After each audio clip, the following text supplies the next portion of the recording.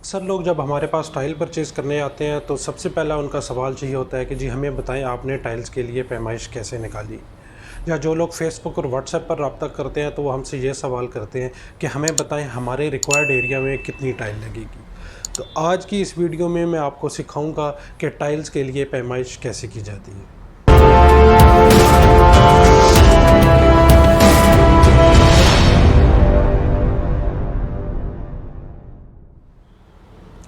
السلام علیکم، میں ہوں حسیب گل اور آپ دیکھ رہے ہیں Awan tiles YouTube channel. Tile کی میجرمنٹ خود سیکھ لینے کا سب سے بڑا فائدہ یہ ہے کہ آپ اپنی بجٹنگ خود کر سکتے ہیں۔ آپ یہ اندازہ کر سکتے ہیں کہ آپ کو کتنی ٹائل کی ضرورت ہے اور اس کے لیے آپ کو کتنا سرمایہ درکار ہے۔ اس کے علاوہ مارکیٹ میں ہونے والی ہیرا پھیری سے بہت حد تک آپ بچ سکتے ہیں۔ تو آئیے چلتے ہیں کمپیوٹر اسکرین کی طرف اور سیکھتے ہیں کہ ٹائلز کے لیے پیمائش کیسے کی جاتی ہے۔ ٹائلز کی میجرمنٹ کرنا بہت آسان ہے، صرف فرق یہ ہوتا ہے کہ نارملی جو ہمارے پاس پیمائشیں ہوتی ہیں وہ اسکوائر فیٹ میں ہوتی ہیں، تو ہم نے صرف یہ کرنا ہوگا کہ اس اسکوائر فیٹ کی پیمائش کو اسکوائر میٹر میں کنورٹ کر دینا ہے۔ تو اس کے لیے ہم ایک مثال لے لیتے ہیں کہ ایک دیوار ہے ہمارے پاس جس کی لمبائی 8 فٹ ہے اور جو اس کی اونچائی ہے وہ 7 فٹ ہے۔ تو اب ہمیں اس کی جو پیمائش ہے وہ ہمیں اسکوائر میٹر میں چاہیے۔ تو جب ہم لمبائی ضرب اونچائی کرتے ہیں تو ہمارے پاس جو جواب آتا ہے وہ اسکوائر فیٹ میں آتا ہے۔ جیسے اس مثال میں ہمارے پاس لمبائی 8 فٹ ہے اور اونچائی 7 فٹ ہے، جب اسے ہم آپس میں ضرب دیں گے تو ہمارے پاس جواب آئے گا 56 اسکوائر فیٹ۔ یہ ہمارے پاس جو جواب آیا یا پیمائش آئی ہے یہ اسکوائر فیٹ میں آئی ہے۔ اب اس اسکوائر فیٹ کو ہم نے اسکوائر میٹر کے اندر کنورٹ کرنا ہے۔ تو اسکوائر فیٹ کو اسکوائر میٹر میں کنورٹ کرنے کے لیے ہم اس کو جو بھی جواب ہوگا اس کو 10.76 پر تقسیم کرتے ہیں۔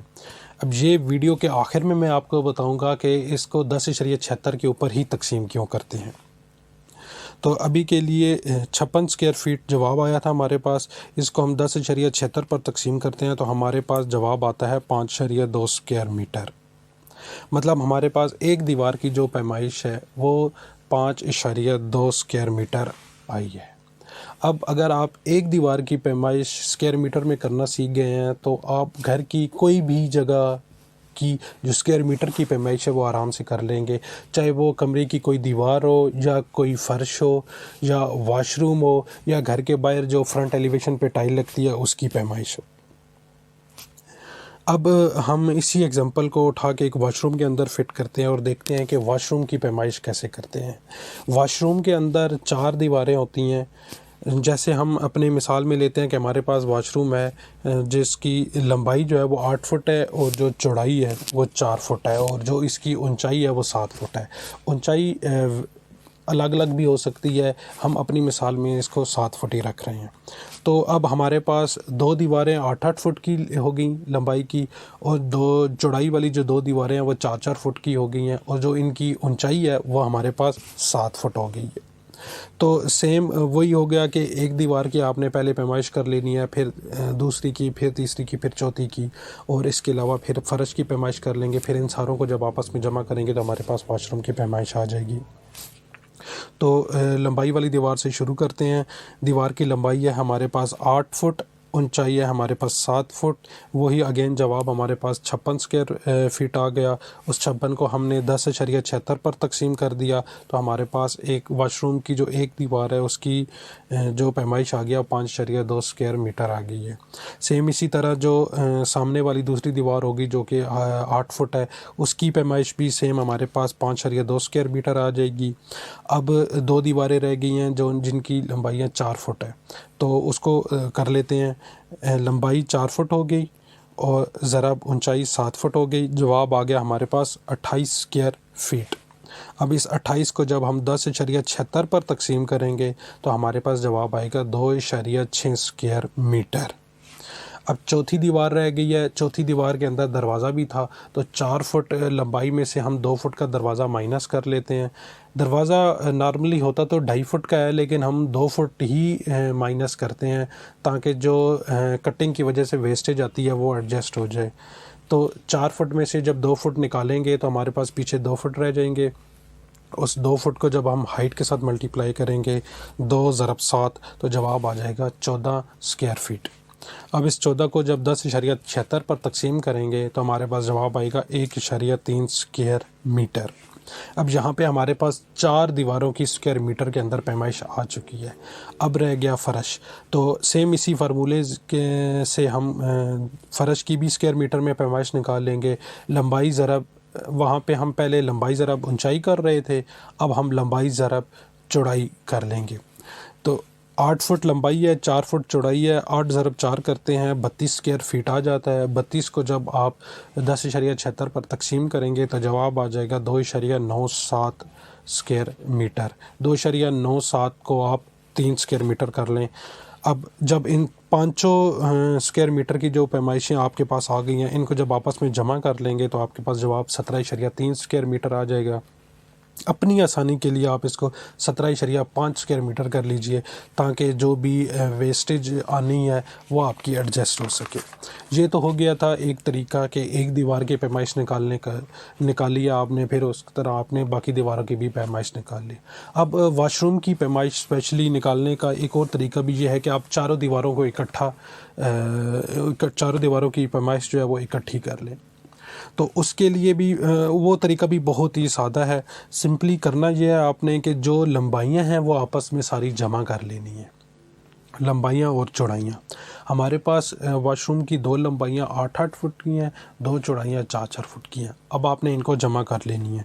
8 + 8 + 4 + 4, हमारे पास जवाब आ गया 24 स्क्वायर फीट।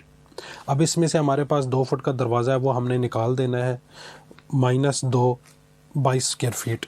ये हमारे पास टोटल ये स्क्वायर फीट नहीं है, ये रनिंग फीट है। 22 रनिंग फीट, इसको नॉर्मल हम मिस्त्री अपनी ज़बान में या दुकानदार अपनी ज़बान में घेरा भी कहते हैं कि वाशरूम का घेरा कितना है। इस मिसाल के अंदर हमारे वाशरूम का घेरा 22 रनिंग फीट है। अब रनिंग फीट को जब हम हाइट के साथ या ऊंचाई के साथ मल्टीप्लाई करेंगे, ज़रब देंगे, तो हमारे पास पूरे वाशरूम की दीवारों की पैमाइश स्क्वायर फीट में आ जाएगी। 22 ज़रब 7 बराबर 154 स्क्वायर फीट। 154 जो है ये हमारे पास पूरे वाशरूम की जो दीवारें हैं उनकी जो स्क्वायर फीट के अंदर पैमाइश है वो 154 आ गई है। अब इसके अंदर हमने फ़र्श को भी जमा करना है, तो फ़र्श हमारे पास 8 ज़रब 4 है, वो आता है 32।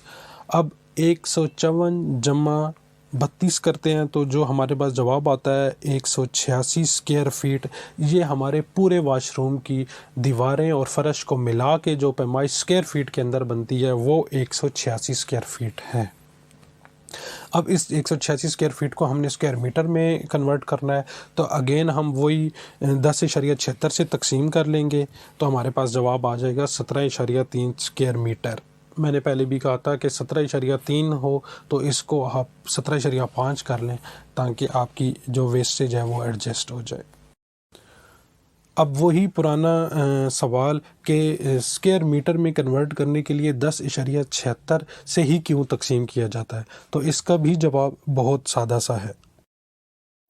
ये याद रखिए कि सिर्फ स्क्वायर फीट ही स्क्वायर मीटर के अंदर कन्वर्ट हो सकते हैं, और स्क्वायर फीट लाने के लिए आपको रनिंग फीट को लंबाई में और चौड़ाई में या ऊंचाई में आपस में ज़रब देना पड़ता है।